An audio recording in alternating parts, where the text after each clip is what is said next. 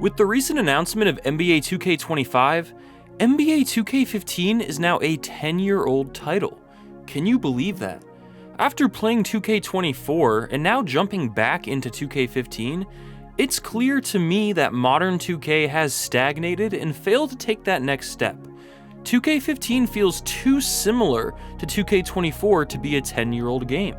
Where's the progress? In 2K15, we had a pregame show with Ernie Johnson and Shaq.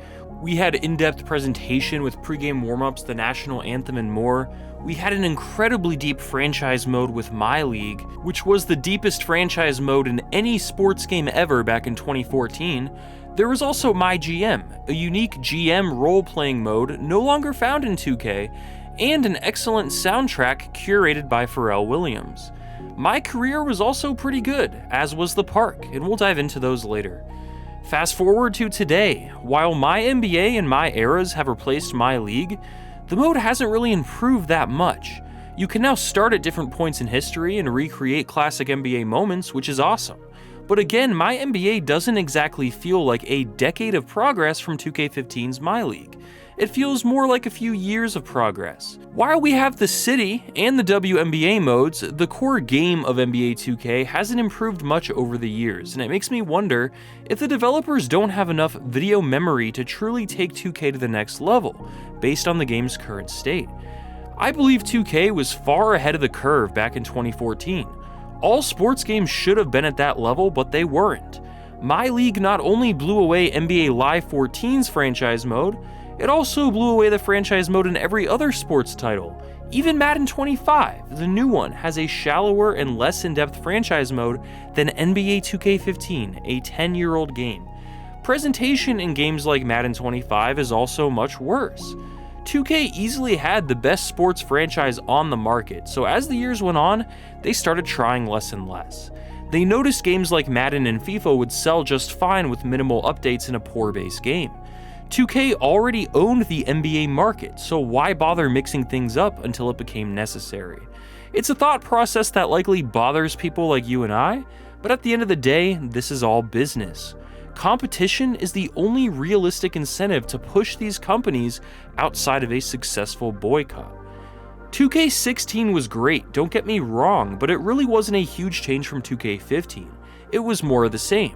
I call that game the last great NBA 2K title because what came next was much worse. 2K17, although nostalgic today, is pretty overrated and had terrible server issues, and the VC and microtransactions were starting to become more of a focus. With 2K18, Take-Two took microtransactions to the next level and basically ruined 2K for people that don't want to drop more money on a fully priced video game. Gameplay regressed as well. While 2K19 was a decent bounce back for the series, 2K20 regressed in numerous gameplay areas and had some of the most frustrating AI defense I've ever experienced. 2K20 gets a lot of credit today as a nostalgic game that got people through quarantine, but I really thought it was bad. I think the old heads would agree with me here, as I only see 2K20 getting glazed on things like TikTok by kids. 2K15, to me, was when 2K hit its peak. Year 2 on the PS4 and Xbox One, before VC took over, before online play was the main focus, and back when the game was just chill and fun and focused on NBA basketball. Before the bloated menus, laggy servers, and that stupid battle pass system in my team. Back when gameplay was catered towards creating a simulation of NBA basketball, and not creating an online arcade metagame. 10 years have passed since NBA 2K15 released, and it sure doesn't feel like it. Let's take a deeper look. Let's start with game modes. The initial main menu looks pretty basic today since the servers are shut down. We won't be able to play My Park or My Team anymore, but this game has a pretty iconic My Career story you can still play through. Something I always liked about these menus is being able to move it around with the right stick. It's just satisfying. In 2K15's My Career, you actually go undrafted and watch as player after player is picked before you. You have to fight for a roster spot and earn everything in your career. I remember loving these older My Careers as a kid, but now they look pretty rough and cheesy in retrospect. Nostalgia definitely plays a factor when it comes to the public perception of older My Career stories like this. That said, 10 years later, I'm not sure My Career has actually gotten any better. It's still cheesy and ugly, and now it pushes players more towards buying VC than ever before. The potential seemed sky high back in 2K15. Where has 2K really gone in the last decade though? They added the city, but who actually wanted that? Am I the only one who would rather immediately load into a game in park with proper matchmaking rather than having to walk around a giant map and literally wait in line? Back to 2K15, they actually had a unique feature in my career that year where real NBA players from every team would have voice acting. So no matter what team you signed with, you'd be mentored verbally by an actual veteran on any of the 30 teams.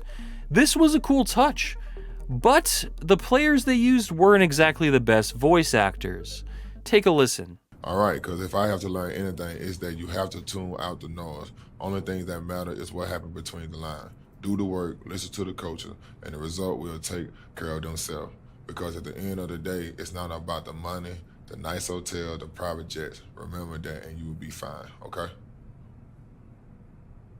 Yeah. You're right.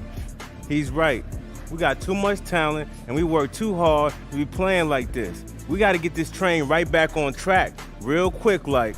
That's right. We all have that attitude. The train will be rolling in no time. Let's do it.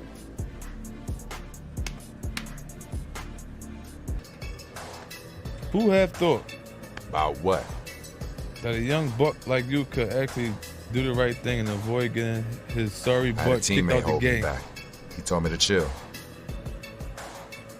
Sounds like a wise fella to win in this league. These clips are pretty infamous today, but I have to give props to these players for at least sitting down and recording lines. A funny touch back then was a fourth wall break that got pretty existential if you retired early in your career. You've curiously decided to hang it up, and a lot of people still say you have something to prove in this league. Can you explain why you decided to stop playing at this point? Well, it's really strange because I never felt like I was in control of anything that I was doing. It's like there's someone out there. It's something that's controlling me. It's pulling my strings. I don't get it, but I can never really explain it. I don't really know why I'm making this decision. I don't really want to make this decision. I think it's the wrong decision, but I can't stop myself from making this decision. So I guess I have to hang it up. Sorry, guys. Bye.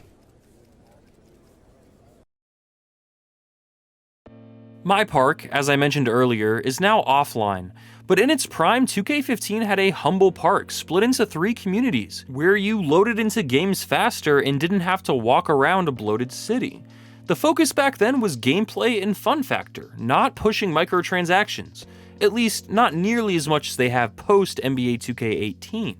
Since NBA Live died off, 2K has seemingly gotten greedier and greedier. My GM, returning in NBA 2K25, was already there in 2K15. The conversation system was updated for 2K15, which added nuanced answer choices besides a simple yes or no like it previously had, and you could finally earn XP when simulating through games rather than having to play them in full. As I mentioned, it's returning as a standalone mode again in 2K25 after being removed a few years ago and implemented into My NBA through optional role-playing elements. I think it makes a lot more sense as a separate mode. Some of you might roll your eyes at me mentioning Madden again in an NBA 2K video, but I think it's important to make comparisons that hold modern sports games accountable.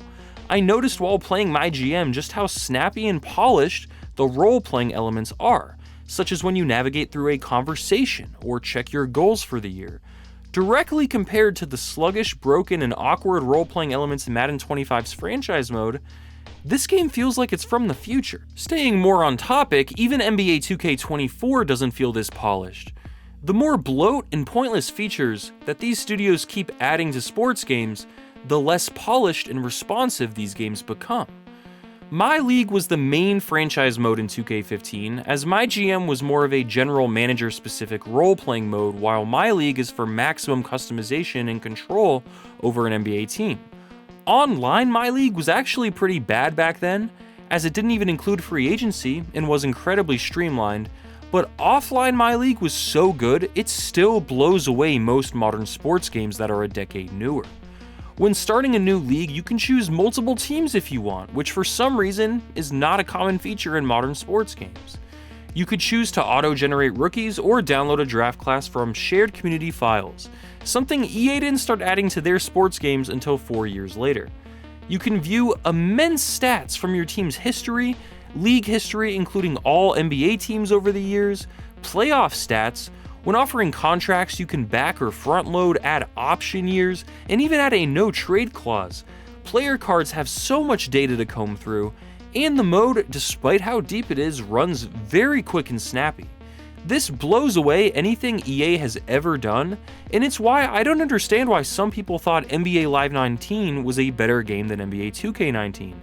To me, a franchise mode is the main mode of a sports game, and if it isn't very good, the game suffers. In 2K15, it is very good. Outside of the main game modes, 2KTV was added to 2K15 for the first time, and back then it was pretty good and felt less like watching an advertisement. The rosters in this game were iconic. You had the incredibly young Embiid and Giannis ready to develop into superstars. You had LeBron returning to Cleveland paired with Kyrie and Kevin Love. You had the beginning of the Warriors dynasty, Kobe entering his final years, and it's a pivotal era in NBA history that's a lot of fun to go back to today. Now let's talk about presentation. New to 2K that year was a pregame show with Ernie and Shaq. This still blows away the pregame presentation in nearly every other sports game 10 years later. They give legit analysis based on player and team narratives. It was there while the game loaded, and you could either skip it or continue watching once the game did load. 2K nailed presentation back in the day, and this felt like the natural progression of Chris Berman from the old NFL 2K games doing pregame. Over the years, 2K added another commentary crew, Kenny the Jet Smith, to the pregame show, and even pregame interviews. But the presentation seems to be regressing and no longer feels as authentic. Just look at the scoreboard and lighting of 2K25. These companies cater to online players trying to get quickly in and out of games now, so lifelike presentation isn't a focus anymore since their main player base will skip it, and yet online play in Park is the complete opposite, and full of unnecessary presentation known as walking around the city. It just doesn't make sense. Graphics and animations look great for a 10-year-old game. It really isn't that far off from 2K24. Movement is so solid and smooth, it feels more physics-based. And look at how the jerseys move and flow with player movement. It's odd how good this game looks. Where is the 10 years of progress graphically from this? We should expect 2K25 to blow us away. Just look at the blacktop mode back then. Players wore home jerseys on one side and away on the other, making it immediately obvious which team was which. The lighting here is crazy and looks more next-gen than the lighting in 2K24. These graphics are so good for a 10-year-old game, at least from the gameplay perspective. Zoom-ins aren't as good as modern 2K, obviously, but from the gameplay perspective when you're actually playing and not looking at replays, it's hard to notice 10 years of improvement. Commentary was really solid for its time, and the crowd would get on their feet and get loud in crucial moments. Announcers would get very excited when a crazy shot fell. But there will be some delayed reactions or rambling over highlight plays as always. Again, for a 10-year-old game, this commentary is fantastic, but I don't really feel like it's improved that much in 2K. They added another team, but the overall technology behind it seems to be the same. Man, that soundtrack was elite. Curated by Pharrell Williams, it was just perfect. 17 Years by Rat-a-tat is the perfect song for a sports game soundtrack. There's so many good songs to listen to while messing around in My League. It just creates an excellent vibe overall. It was different back then. Finally, let's talk about gameplay itself. This is the most important part of a sports game, and 2K15 nailed it. Dribbling wasn't as good as it is now. This is one major area they have focused on, and I gotta give credit where credit is due, and by adding a ton of more varied animations and moves to pull off, 2K24 has a lot better dribbling than 2K15. In 2K15, the dribble moves were pretty basic, but they got the job done and they look solid. The game's AI was pretty tough, however. Defenders stick on you, and offense seems pretty smart from an AI. They pass the ball around and take good shots. There won't be as much variety in animations, but player movement is phenomenal to me. I love how this game plays. Players are fast and move in a smooth, fluid motion. Shooting is snappy and rewarding. It's forgiving, so you don't need to green to make shots, but greening is pretty easy with practice. It's not too difficult, but it adds enough challenge. Easy shots are pretty easy to make. Hard shots are much harder to time, but you can still make pretty much anything you can imagine with proper timing. Tough shots will be hard to make, but still possible. That's how a basketball game should play, in my opinion. This was also the first 2K with a shot meter, believe it or not. This was a feature seen in older Sony NBA games like NBA Shootout, and 2K finally added it to their game in 2K15. Players will actually auto-contest shots for you sometimes, and small players can make contested layups by being crafty and quick, instead of missing a makeable shot simply because someone taller is standing there. It feels like there is a lot more freedom of player movement and playstyle compared to newer 2Ks. There's less of that floating on ice scripted into animations feel. NBA 2K15 was an elite sports game, and while 2K16 was another great entry, 2K15 feels like the absolute peak of the series.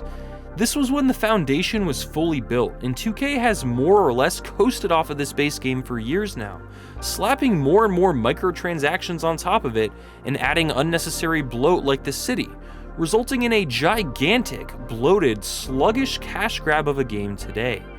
I genuinely feel like you can buy 2K15 and essentially have the same experience as you would in 2K24 if you're an offline player.